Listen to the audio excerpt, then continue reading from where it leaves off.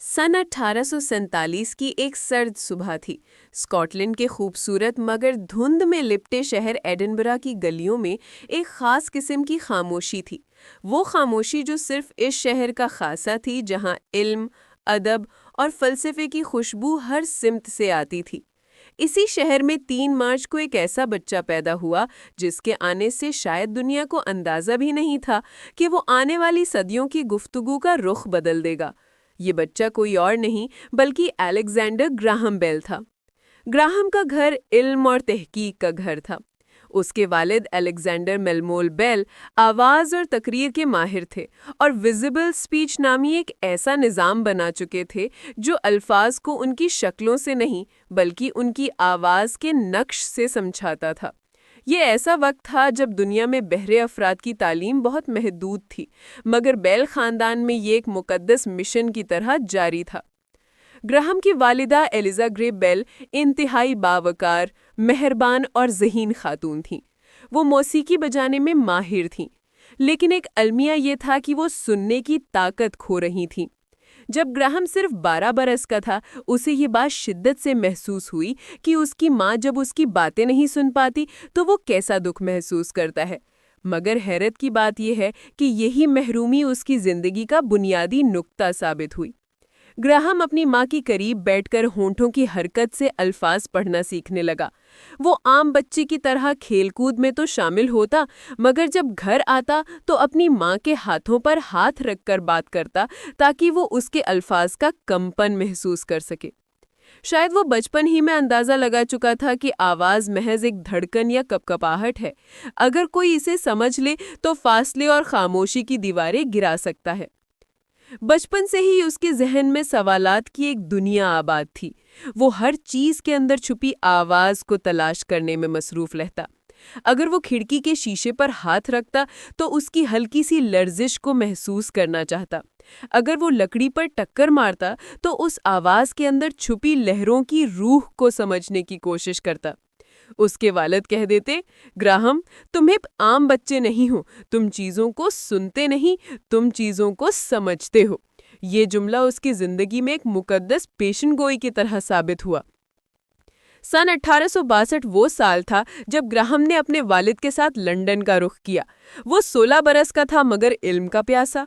London उस जमाने में साइंसी इनकलाब का मरकज़ बनता जा रहा था। यहाँ हर गली में कोई ना कोई मुजद, फ़लसफ़ी या रियाज़ीदान अपने ख़यालात को दुनिया के सामने लाने की कोशिश करता नज़र आता था। ग्राहम ने पहली बार बिजली की ताकत, मकनातीसियत और मशीनों के ज़रिए इंसान की मदद जैसे मौज़ूआत को करीब से देखा। वो अक्सर अपने वालिद के साथ स्कूल फॉर द डेफ जाता, जहाँ बहरे बच्चों को आवाज़ों के साइंसी तरीकों से बोलना सिखाया जाता था। ग्राहम के अंदर ये जज्बा पैदा होने लगा कि वो इस दुनिया में वो रास्ते खोले जो आवाज़ ना सुन सकने वाले अफराद के लिए नई उम्मीदें लेकर आएं। लेकिन इसी दौरान उसके अंदर एक और जज्बा बेदार हुआ। मशीनों के जरिए आवाज़ को सफ़र करना कैसे मुमकिन है? ये सवाल उसकी ज़िंदगी के हर लम्हे से जुड़ा रहा। जब ग्राहम 12 साल का था, उसने अपनी दोस्त के वालिद के गंदम के कारखानों में देखा कि गंदम को साफ करने में बहुत वक्त लगता है। उसने चंद लकड़ियों, कार्डबोर्ड और घूमने वाले छोटे ब्लेड से एक ऐसी मशीन बना ली जो गंदम के छिलके अलग करने में इंसानों से कई गुना तेज थी। उसकी इस इजाद ने सबको हैरान कर दिया। ये मामूली सा वाक़या नहीं था, ये इस बात की अलामत थी कि इस बच्चे के दिमाग में मैकेनिकल समझबूझ कुदरती तौर पर मौजूद थी। जब ग्राहम जवानी में दाखिल हुआ तो उसके 3 बड़े शौक सामने आए। नंबर 1, आवाज़ और तकरीर का इल्म। नंबर 2, बहरों की तालीम का निज़ाम। और नंबर 3, मशीनों में आवाज़ मुंतकिल करने का तसव्वुर। ये तीनों चीज़ें एक दिन मिलकर टेलीफोन बनने वाली थीं, मगर उस वक्त किसी को अंदाज़ा नहीं था। ग्राहम बमुश्किल 23 साल का हुआ था कि उसके ख़ानदान ने फैसला किया कि उन्हें स्कॉटलैंड छोड़कर कनाडा जाना चाहिए। उसकी वजह ये थी कि उसके दोनों भाई तिब्बत के मर्ज से इंतकाल कर गए थे और डॉक्टर्स ने कहा कि अगर घर का माहौल ना बदला तो ग्राहम भी खतरे में पड़ सकता है। यूं 1870 में बेल ख़ानदान ने अमेरिका और कनाडा की तरफ हिजरत का सफ़र शुरू किया। ये सफ़र ग्राहम की ज़िंदगी बदलने वाला था। کینیڈا کے شہر برینٹفرڈ میں انہیں ایک بڑا سا فارم ملا جہاں ہر طرف خاموشی، تازہ ہوا اور کھلی زمینیں تھیں۔ یہاں آ کر گراہم کا دماغ جیسے آزاد ہو گیا۔ وہ درختوں کے درمیان بیٹھ کر ہر چیز کا ساؤنڈ پیٹرن ٹٹولتا رہتا۔ کبھی وہ بانس کے سوراخوں میں ہوا کے بہاؤ کی لہر کو دیکھتا، تو کبھی درختوں کے پتوں میں ہوا کے جھونکے سے پیدا ہونے والی آواز کو سمجھنے کی کوشش کرتا۔ یہ وہ دن تھے جب خاموشی اس کی استاد بن رہی تھی۔ کچھ عرصے بعد بیل خاندان امریکہ منتقل ہوا، جہاں گراہم نے بوسٹن میں بہروں کی تعلیم دینے والے ادارے میں ملازمت اختیار کی۔ یہاں اس نے پہلی بار بہرے بچوں کو ویزیبل اسپیچ پڑھانا شروع کیا، مگر ساتھ ہی وہ خفیہ طور پر آواز کو تار کے ذریعے منتقل کرنے کے تجربات بھی کرتا رہتا تھا۔ اس دور میں اس کی ملاقات ایسے لوگوں سے ہوئی جنہوں نے اس کے دماغ میں بجلی بھر دی۔ ٹامس واٹسن، ایک نوجوان مگر بے حد ذہین میکینیکل انجینئر۔ گارڈنر گرین ہبارڈ، ایک مالدار کاروباری شخص۔ میبل ہبارڈ، ہبارڈ کی بیٹی جو بچپن میں بیماری کے باعث سن نہیں سکتی تھی۔ پہلے تو گراہم ہبارڈ صاحب کے گھر تدریس کے لیے جاتا تھا، مگر جلد ہی اسے محسوس ہوا کہ وہ ماں کی طرح میبل کی خاموشی کو محسوس کر سکتا ہے۔ یہی وہ گھر تھا جہاں گراہم نے اپنی زندگی کی بنیاد رکھنی تھی، جہاں اسے محبت بھی ملی اور سرمایہ بھی۔ دن رات کی محنت کے بعد گراہم نے یہ سوچ باندھ لی کہ آواز کو اپنی اصل شکل میں نہیں بلکہ کمپن یعنی وائبریشن کی شکل میں ایک تار سے دوسری جگہ منتقل کیا جا سکتا ہے۔ یہی ٹیلی فون کی بنیادی جڑ تھی۔ وہ واٹسن کے ساتھ بوسٹن کے ایک چھوٹے سے کمرے میں بیٹھ کر تاروں، چمچ نما دھات کے ٹکڑوں اور بیٹریوں کے ساتھ تجربات کرتا رہتا۔ اس کی انگلیاں کئی بار جل جاتیں، کئی بار دھات کی دھڑکنیں کانوں کو جھنجھوڑ دیتیں، مگر وہ نہیں رکتا تھا۔ یہ وہ سب کچھ تھا جو ایڈنبرا کی وہ خاموش گلیاں اسے سکھا چکی تھیں۔ ایک دن گراہم نے اپنے نوٹس میں لکھا، آواز ایک کمپن ہے اور کمپن سفر کر سکتا ہے۔ اگر روشنی تار کے ذریعے سفر کر سکتی ہے، اگر بجلی تار کے ذریعے سفر کر سکتی ہے، تو آواز کیوں نہیں؟ یہ سوال نہیں، ایک اعلان تھا۔ وہ تجربات کرتا رہا، مگر کامیابی ابھی بہت دور تھی۔ کبھی بیٹری کم ہو جاتی، کبھی دھات کی پتری مناسب آواز نہیں دیتی، کبھی واٹسن کی سمجھ میں نئی ترتیب نہیں آتی۔ مگر دونوں جوان تھے، جستجو سے بھرے ہوئے تھے اور ایک دنیا تخلیق کر رہے تھے۔ سن 1873 سے 1876 کے 3 سال وہ تھے جنہوں نے الیگزینڈر گراہم بیل کی زندگی کو تحقیق، قربانی، بے خوابی اور دیوانگی کی ایک مسلسل بھٹی میں ڈال دیا۔ اس عرصے میں اس نے نہ صرف اپنی ذہانت بلکہ اپنی زندگی کا ہر لمحہ آواز کو قید کرنے کی مشین بنانے کے لیے وقف کر دیا۔ یہی وہ سال تھے جن میں تار کے ذریعے آواز بھیجنا ایک ناقابل یقین خواب سے حقیقت میں بدلنے والا تھا۔ بیل نے بوسٹن میں ایک چھوٹا سا کمرہ کرائے پر لیا تھا جو اس کی لیبارٹری اور اس کی جنون بھری زندگی دونوں کا مرکز تھا۔ کمرے میں ہر طرف تاریں، بیٹریاں، دھاتی پلیٹیں، لکڑی کے فریم اور مختلف آلات بکھرے ہوتے۔ گراہم اکثر خود کو بھول جاتا۔ کھانا، نیند، آرام، سب کچھ اس کی ذہن کی پیاس کے مقابلے میں غیر ضروری لگتا۔ ایک رات واٹسن نے اسے کہا، تمہیں آرام کی ضرورت ہے مسٹر بیل۔ بیل نے مسکرا کر جواب دیا، واٹسن، آرام تو اس دن کروں گا جب آواز تار میں قید ہو جائے۔ واٹسن اس کے جذبے سے واقف تھا۔ وہ جانتا تھا کہ بیل کی آنکھوں میں جو خواب ہے وہ انسانیت کا مستقبل بدل سکتا ہے۔ اس زمانے میں زیادہ تر سائنسدان کہتے تھے کہ آواز صرف ہوا میں حرکت کرتی ہے اور اسے ہوا کے بنا منتقل کرنا ممکن نہیں، مگر بیل کا نظریہ اس کے برعکس تھا۔ وہ کہتا تھا آواز اصل میں کمپن ہے اور کمپن کسی بھی لچکدار سطح میں قید ہو کر سفر کر سکتی ہے، تار میں، دھات میں یا بجلی میں تبدیل ہو کر۔ اسی نظریے سے ٹیلی فون کا تصور پیدا ہوا۔ اس زمانے میں امریکہ میں ٹیلی گراف کا دور تھا۔ لمبی دوری کی بات چیت صرف ٹیلی گراف کمپنیوں کے ذریعے ممکن تھی۔ یہ کمپنیاں بہت طاقتور تھیں، ان کے پاس سرمایہ بھی تھا اور سیاست میں اثر بھی۔ ان کمپنیوں کو لگا کہ بیل کا نظام اگر سکام ہو گیا تو ٹیلی گراف کا کاروبار ختم ہو سکتا ہے۔ اسی وجہ سے بہت سے لوگ اس کی راہ میں رکاوٹیں کھڑی کرتے رہے، لیکن بیل اس کی پرواہ نہیں کرتا تھا۔ اس کے نزدیک اس کا مقصد کسی کمپنی کو شکست دینا نہیں تھا، بلکہ انسان کے کان کو بے حسی اور فاصلے کی دیوار سے آزاد کرنا تھا۔ 1874 کی ایک صبح بیل نے واٹسن کو بلایا۔ اس نے ایک دھاتی پلیٹ کے نیچے مقناطیس رکھا، اوپر تارے باندھے اور پھر دھاتی پلیٹ پر ہلکی سی دھرب لگائی۔ پلیٹ نے ہلکی سی کمپن پیدا کی۔ واٹسن کے کان میں رکھے ایک چھوٹے سے آلے نے بھی ہلکی سی ہم سی آواز پیدا کی۔ یہ آواز بہت کمزور تھی، جیسے کسی بہت دور جگہ پر کوئی سرسراہٹ ہو، مگر یہی وہ لمحہ تھا جس نے واٹسن کو حیران کر دیا۔ وہ بے اختیار چیخا، سر، یہ آواز آئی ہے۔ بیل نے آہستہ سے کہا، میں جانتا ہوں، یہی تو میں دیکھنا چاہتا تھا۔ یہ آواز شاید دنیا کی پہلی تار کے ذریعے منتقل شدہ آواز تھی، چاہے بہت کمزور کیوں نہ ہو۔ مگر یہ صرف شروعات تھی۔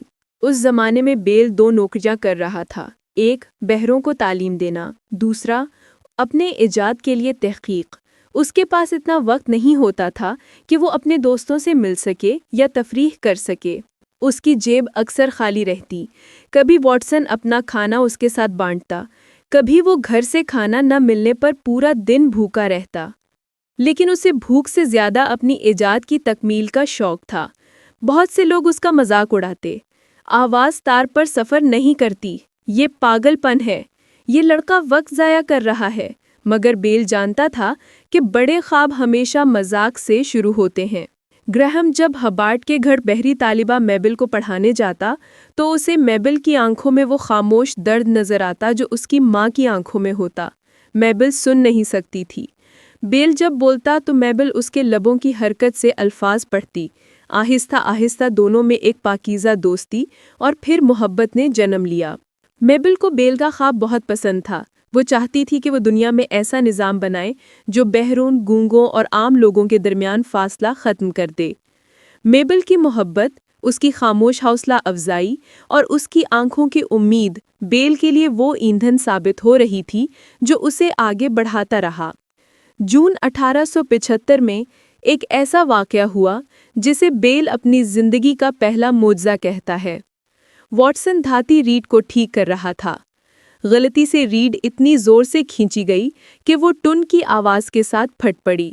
بیل دوسرے کمرے میں تھا اور اس نے یہ آواز تار کے ذریعے صاف صاف سنی۔ بیل کمرے میں دوڑتا ہوا آیا۔ اس کی آواز کانپ رہی تھی۔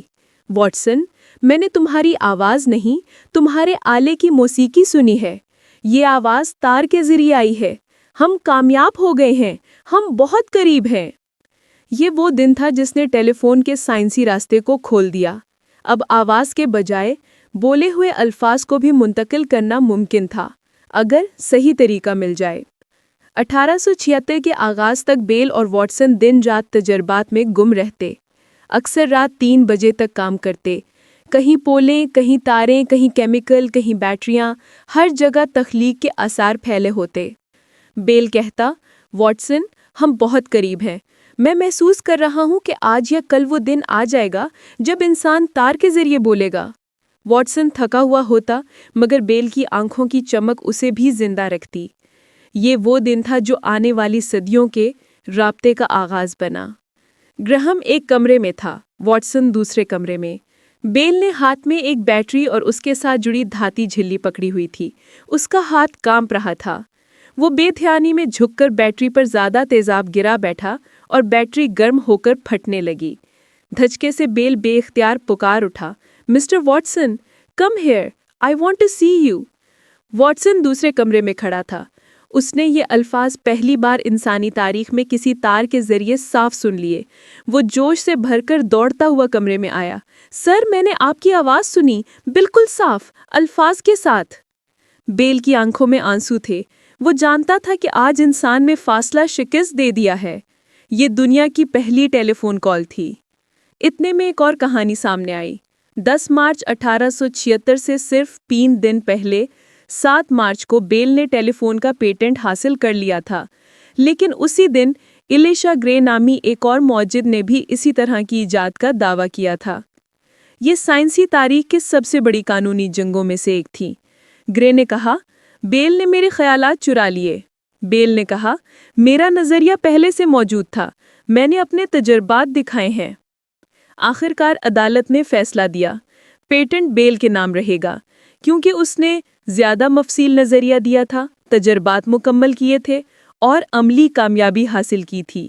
یہ فیصلہ بیل کے کریئر کو آسمان تک لے گیا، مگر یہ جنگ آنے والے برسوں تک جاری رہی۔ بیل کی ایجاد کی خبر جنگل میں آگ کی طرح پھیل گئی۔ لوگ کہتے تھے اب انسان دور بیٹھ کر بات کر سکے گا۔ یہ ناممکن تھا اور یہ لڑکا اسے ممکن کر چکا ہے۔ نیو یارک، واشنگٹن، بوسٹن، ہر شہر میں اس کے لیکچرز ہونے لگے۔ لوگ اس کے سامنے قطاروں میں کھڑے ہو کر آواز کو تار کے ذریعے سننے کا تجربہ کرتے اور ہر شخص حیران رہ جاتا۔ اسی سال گریہم نے میبل ہبارڈ سے شادی کر لی۔ میبل سن نہیں سکتی تھی، مگر وہ اپنے دل سے محسوس کر سکتی تھی کہ اس کا شوہر دنیا بدل چکا ہے۔ بیل کہتا تھا، اگر میری ماں نے مجھے بچپن میں خاموشی نہ سکھائی ہوتی، اگر تم نے مجھے محبت نہ دی ہوتی، تو شاید میں یہ سب نہ کر پاتا۔ میبل اس کی زندگی کی روشنی تھی۔ اس کے بغیر بیل کی کہانی ادھوری رہ جاتی۔ 1876 کی وہ بہار گزر چکی تھی جب گریہم اور واٹسن نے تاریخ کی پہلی ٹیلی فون کال کی تھی۔ مارچ کے بعد موسم بدلنے کے ساتھ ساتھ بیل کی زندگی بھی ایسے بدل رہی تھی جیسے کسی دریا کے تیز بہاؤ نے اسے اپنے ساتھ بہا لیا ہو۔ وہ یہ نوجوان جو کل تک تار اور دھات کی پلیٹوں میں الجھا ہوا ایک گمنام استاد تھا، اب ایک نئی دنیا کا معمار بن چکا تھا۔ 1876 کے وسط میں امریکہ میں سینٹینیل ایکسپوزیشن یعنی عالمی نمائش ہونے والی تھی، جہاں دنیا بھر سے معجد، سائنسدان، صنعت کار اور حکمران اپنی ایجادات دکھانے والے تھے۔ یہ وہ جگہ تھی جہاں امریکہ اپنی 100 سالہ آزادی کا جشن منا رہا تھا، اور یہی وہ جگہ تھی جہاں بیل نے پہلی بار ٹیلی فون کو دنیا کے سامنے رکھنا تھا۔ شروع میں بیل نے سوچا بھی نہیں تھا کہ وہ اس نمائش میں جائے گا۔ وہ سمجھتا تھا کہ اس کی ایجاد ابھی مکمل نہیں، ابھی بہتر ہو سکتی ہے، ابھی دنیا کے قابل نہیں۔ لیکن میبل نے اس کا ہاتھ پکڑ کر کہا، اگر دنیا نے اسے نہ دیکھا تو یہ ہمیشہ ادھورا رہے گا۔ جانے دو، اسے دنیا کے سامنے آنے دو۔ یہ وہ جملہ تھا جس نے بیل کو فلاڈیلفیا جانے پر مجبور کر دیا۔ نمائش کے ایک بڑے ہال میں بیل کا آلہ رکھا گیا۔ سامنے امریکہ کے صدر رتھرفورڈ بی ہیز اور دیگر اعلیٰ حکام بیٹھے تھے۔ بیل نے امامی میز پر ہاتھ رکھا، آلہ اٹھایا اور ویسا ہی جملہ کہا جیسا اس نے سب سے پہلے واٹسن سے کہا تھا۔ Mister Watson, come here, I want to see you. Watson دوسرے کمرے میں کھڑا تھا۔ صدر سمیت پورا ہال اس وقت دم سادھے تھا۔ اچانک واٹسن کی صاف آواز بلند ہوئی، yes Mister Bell, I hear you. ہال سناٹے سے چیخوں اور تالیوں کی گونج میں بدل گیا۔ صدر ہیز نے حیرانی سے کہا، یہ تو جادو لگتا ہے۔ یہ منظر اس ایجاد کی پہچان بن گیا۔ دنیا نے آج پہلی بار سمجھا تھا کہ آواز ہوا کے پر نہیں بلکہ انسانی ذہانت کے پر بھی رکھتی ہے۔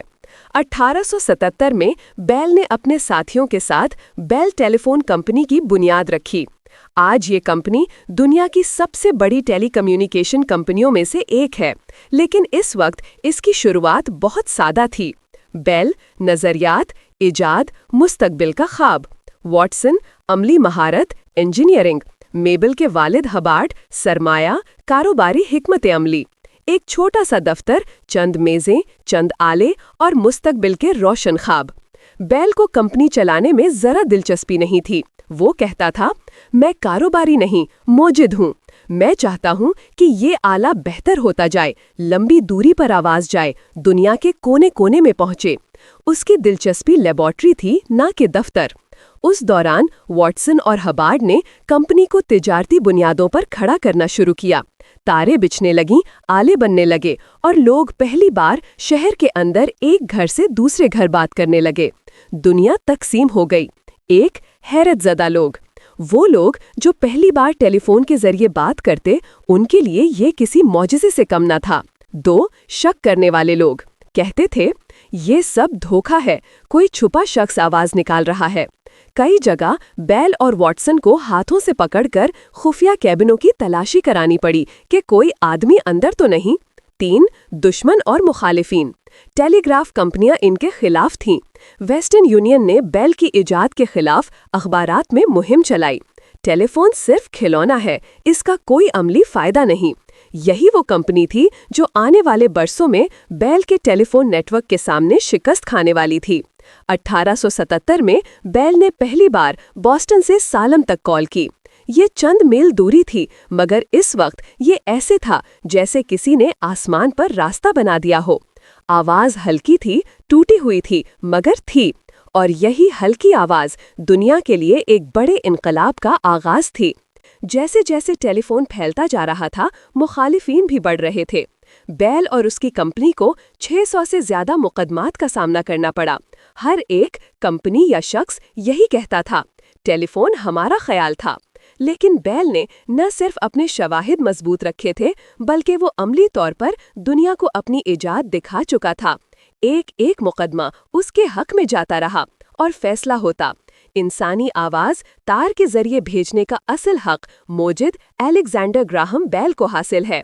یہ وہ وقت تھا جب بیل قانونی، سائنسی، کاروباری اور معاشرتی میدانوں میں مسلسل فتوحات حاصل کر رہا تھا۔ بیل اور میبل کی شادی محض الفاظ کی حد تک نہیں تھی، یہ ایک مکمل روحانی رفاقت تھی۔ میبل جب پہلی بار اپنا ہاتھ بیل کے ہاتھ میں ڈالتی تو وہ کہتا تھا، میں نے دنیا کو آواز دی مگر تم نے مجھے زندگی دی۔ میبل اسے وہ چیز دیتی تھی جو کئی موجودوں کو نہیں ملتی، سکون، محبت، اعتماد اور حفاظت۔ بیل جہاں بھی جاتا، میبل اس کی حوصلہ افزائی کرتی، اس کے لیکچر سننے جاتی، اس کے لیے لکھی گئی رپورٹس پڑھتی اور ہر وقت اس کی کامیابی میں برابر شریک رہتی۔ شروع میں ٹیلی فون لگوانا آسان نہیں تھا، یہ مہنگا تھا، اس کے لیے تاریں بچھوانا پڑتی تھیں اور لوگوں کو لگتا تھا کہ اس آلے میں بات کرنا غیر قدرتی ہے۔ لیکن جیسے جیسے لوگ اسے آزمانے لگے، وہ اس کے دیوانے ہوتے گئے۔ چند سالوں میں 1 سینکڑوں صارف ہزاروں، 2 ہزاروں لاکھوں، 3 امریکہ یورپ، 4 یورپ پوری دنیا۔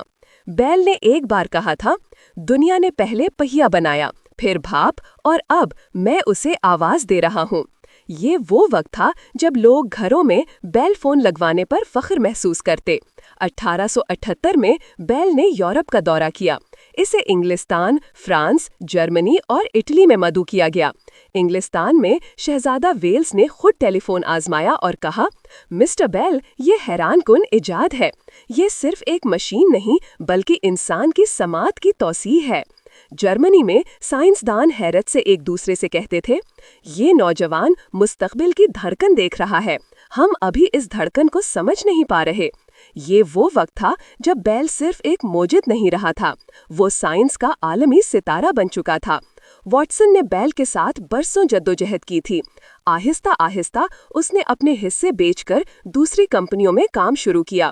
وہ ڈرامہ نگار بھی بننا چاہتا تھا، پھر بحریہ میں شامل ہوا، لیکن اس کا دل ہمیشہ ٹیلی فون کے ساتھ جڑا رہا۔ بیل اکثر کہا کرتا تھا، ٹیلی فون کی آواز میں میرا نام ہے، مگر اس کی سانس میں واٹسن کی محنت ہے۔ جیسا کہ بیل نے شروع سے کہا تھا، وہ صرف ایک ایجاد پر نہیں رکتا تھا۔ ٹیلی فون بننے کے بعد اس کے ذہن میں نئے سوال ابھرے۔ 1 آواز کی ریکارڈنگ کیسے ہو سکتی ہے؟ 2 روشنی کے ذریعے سگنل کیسے بھیجے جا سکتے ہیں؟ 3 جسمانی کمزوریوں والے لوگوں کے لیے کیا آلات بنائے جا سکتے ہیں؟ 4 اڑنے والی مشینیں کیسے کام کر سکتی ہیں؟ بیل کا ذہن ایک آتش فشاں تھا، اس سے مسلسل نئے خیالات پھوٹتے رہتے۔ بیل کبھی اپنی جڑوں کو نہیں بھولا تھا، وہ اپنی ماں کو یاد کرتا تھا، وہ اپنی پہلی شاگرد میبل کو دیکھتا تھا، وہ بہروں کے اسکولوں میں جاتا تھا، نئے آلات بناتا، گفتگو کے طریقے تیار کرتا اور دنیا بھر میں سماج سے محروم افراد کے لیے تعلیم کے نظام کو بدلتا رہا۔ بہت سی تنظیموں نے اسے اپنا صدر یا شریک بانی بنایا، جن میں امریکن ایسوسی ایشن to Promote Teaching of speech to the Deaf, National geographic Society تتھا Volta Bureau for the Increase and Diffusion of Knowledge شامل ہیں۔ یہ سب ادارے اس کے اخلاقی ورثے کا حصہ ہیں۔ 1876 سے 1886 تک کے 10 سالوں میں ٹیلی فون ایک معمولی تجربے سے بڑھ کر ایک عالمی ضرورت بن چکا تھا۔ اس دوران لاکھوں گھروں میں ٹیلی فون لگا، سینکڑوں میل دوری پر کالز ہونا شروع ہو گئیں، کاروبار کی رفتار تیز ہو گئی، لوگ پہلی بار دور بیٹھے آواز سن سکتے تھے، دنیا سمٹنے لگی۔ یہ صرف ایک ایجاد نہیں تھی، یہ انسانوں کے درمیان فاصلوں کی ٹوٹنے کی پہلی لکیر تھی۔ 1880 کے بعد الیگزینڈر گراہم بیل کی زندگی ایک نئی سمت اختیار کر گئی تھی۔ ٹیلی فون کی ایجاد نے اسے دنیا بھر میں مشہور کر دیا تھا، مگر بیل اب بھی اپنے دل میں ایک موجد کی بے قرار آگ لیے ہوئے تھا۔ وہ جانتا تھا کہ اس کی ایجاد محض ابتدا ہے، انسانیت کے لیے مستقبل ابھی باقی ہے۔ فرانس کی حکومت نے بیل کو وولٹا پرائز سے نوازا، ایک اعزاز جو صرف دنیا کے عظیم سائنسدانوں کو دیا جاتا تھا۔ بیل نے اس انعام کی رقم صرف ایک ہی مقصد کے لیے استعمال کی، وولٹا لیبارٹری، جہاں وہ آواز کی ریکارڈنگ، میوزک کی مشینیں اور انسانی گفتگو کو محفوظ کرنے والے آلات بنانے لگا۔ یہ لیبارٹری اس کے تخلیقی ذہن کا مرکز بن گئی۔ یہاں اس نے گول آلے اور فونوگراف کے تجربے کیے، آواز کو برقی سگنل میں بدلنے کے نئے طریقے آزمائے، موسیقی کو بھی تار کے ذریعے منتقل کرنے کے تجربے کیے۔ یہ وہ لیبارٹری تھی جہاں بیل نے اپنی زندگی کا بیشتر وقت گزارا، تاروں اور آلات کے درمیان، خواب اور حقیقت کے بیچ۔ بیل ہمیشہ بلند پروازی کا شوق رکھتا تھا۔ ٹیلی فون کے بعد اس نے اپنے ذہن کو ہوا میں اڑنے کی سمت موڑ دیا۔ وہ سمجھتا تھا کہ اگر انسان آواز کو تار کے ذریعے منتقل کر سکتا ہے تو کسی دن پرندوں کی طرح آسمان میں بھی پرواز ممکن ہوگی۔ بیل اور اس کے ساتھیوں نے پرواز کے ابتدائی ڈیزائن بنائے، ہلکے وزن کے ہوائی جہاز کے ماڈل تیار کیے، ہوا کے بہاؤ، پروپلشن اور توازن پر تحقیق کی۔ اگرچہ وہ کبھی مکمل ہوائی جہاز کے لیے مالی اور تکنیکی وسائل حاصل نہ کر سکے، مگر ان کے تجربے نے بعد کے موجدوں کے لیے راہ ہموار کی۔ بیل اور میبل کی زندگی محبت، شراکت اور سائنسی جذبات سے بھری ہوئی تھی۔ ان کے بچے بھی باپ کی طرح علم کی جستجو میں مصروف رہے۔ بیل نے ہمیشہ خاندان کو وقت دینے کی کوشش کی، حالانکہ اس کی زیادہ تر زندگی تجربے اور لیبارٹری میں گزرتی۔ میبل کی موجودگی بیل کے لیے ایک روشنی کی مانند تھی۔ وہ اکثر کہتا، میبل، تم نے مجھے دنیا کے سب سے بڑے تحفے دیے، حوصلہ، سکون اور زندگی کے لیے خوشی۔